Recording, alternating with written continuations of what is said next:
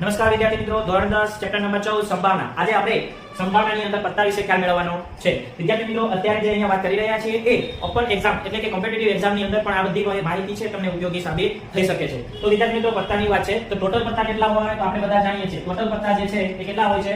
52 હોય છે. પરંતુ એ 52 પત્તાની અંદર ટોટલ 4 ભાગના પત્તા આવશે. 4 ભાગના પત્તા આવશે. એ કયા કયા પત્તા આવશે એ આપણને ખબર હોવી જોઈએ. તો આ પ્રકારનું જે પત્તું હોય છે એને કાળીનું પત્તું કહેવાય. ત્યારબાદ આ રીતનું જે પત્તું હોય છે એને ફલ્લઈ કહેવાય. એના પછી આ પ્રકારનું જે પત્તું હોય છે દી એને તમે લાલનું પત્તું કહેવાય. અને આ રીતે કાજુ કતરી ચતુષ્કોણ જેવો દર્શાવવામાં આવે છે એને ચોપટનું પત્તું પણ કહેવાય. દરેક ભાષાની અંદર બાર ગાવે જેમ બોલી બદલાય એમ આ પત્તાને અલગ અલગ નામથી પણ બોલાવતા હશે, પરંતુ આપણે એને આ રીતે યાદ રાખીશું: કાળીનું, ફલ્લઈનું, લાલનું અને ચોપટનું. હવે વિદ્યાર્થી મિત્રો, આ જે 52 પત્તા છે એ 52 પત્તાની અંદર આપણે અહીંયા જોઈ શકો છો રંગ વાઇઝ જો ભાગ પાડવામાં આવે, રંગ વાઇઝ જો ભાગ પાડવામાં આવે તો અહીંયા બે પ્રકારના ભાગ પડે છે. આ બંને પત્તા છે એને કાળી રંગના પત્તા કહેવાશે અને આ જે પત્તા છે એને લાલ રંગના પત્તા કહેવાશે. એટલે જ્યારે લાલ રંગ એવો શબ્દ આવે એટલે તમારે લાલ અને ચોકટ બંને માટે વિચારવાનું. કાળી રંગ શબ્દ આવે એટલે કાળી અને ફલ્લઈ માટે વિચારવાનું. ટોટલ હવે આપણે આગળ વાત કરીએ તો 52 પત્તાની અંદરથી ટોટલ આપણે બે ભાગ પાડીએ. 52 પત્તાના બે ભાગ પાડવામાં આવે તો કયા કયા થાય? કાળી રંગના કેટલા પત્તા હોય? 26. લાલ રંગના કેટલા હોય? 26. એના પણ જો તમે ભાગ પાડશો તો 26 ના જો આપણે બે ભાગ પાડીએ, 26 ના જો આપણે બે ભાગ પાડીએ તો કયા પડે?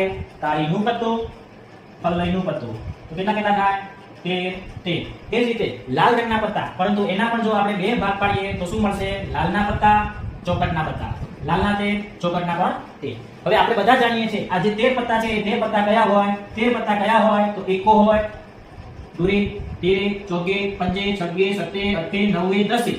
તેમજ આગળનો જે આવશે જે જોકર એટલે ગુલામ, ક્યુ ક્વીન રાણી અને કે એટલે રાજા. આ 13 પત્તા જોવા મળે છે આપણને. આ 13 પ્રકારના પત્તા જોવા મળે છે. એની અંદર દરેક કાળીના 13, ફલ્લઈના 13, લાલના 13, ચોકટના 13. પરંતુ તમે ધ્યાનપૂર્વક જો જોયેલું હોય તો આ ત્રણ પત્તા એવા છે, ગુલામ, રાણી અને રાજા એવા છે કે જેની અંદર ચિત્ર દોરેલું હોય છે અથવા એની અંદર મુખ બતાવેલા હોય છે. એટલે મુખ મુદ્રાવાળા અથવા તો ચિત્રવાળા પત્તા કહેવામાં આવે છે. અને આ જે પત્તા છે 1 થી 10 ના એને ચિત્ર વગરના પત્તા કહેવામાં આવે છે. તો આપણે એવું કહી શકાય કે કુલ પત્તા કેટલા હતા? કુલ પત્તા કેટલા હતા? 52. તો એના ઉપરથી તમે કહી શકો છો ચિત્રવાળા પત્તા કેટલા થાય? તો જુઓ, ગુલામ, કાળીનો ગુલામ, ફલ્લઈનો ગુલામ, લાલનો ગુલામ, ચોકટનો ગુલામ. એટલે ગુલામ 4, રાણી 4, રાજા 4. એટલે ટોટલ ચિત્રવાળા પત્તા કેટલા થાય? તો 12. તો બાકીના ચિત્ર વગરના થશે. તો ચિત્ર વગરના પત્તા કેટલા થશે?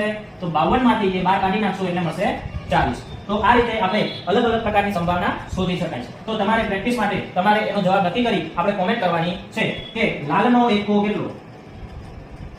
ચલો, લાલના એકા કેટલા હોય? ત્યારબાદ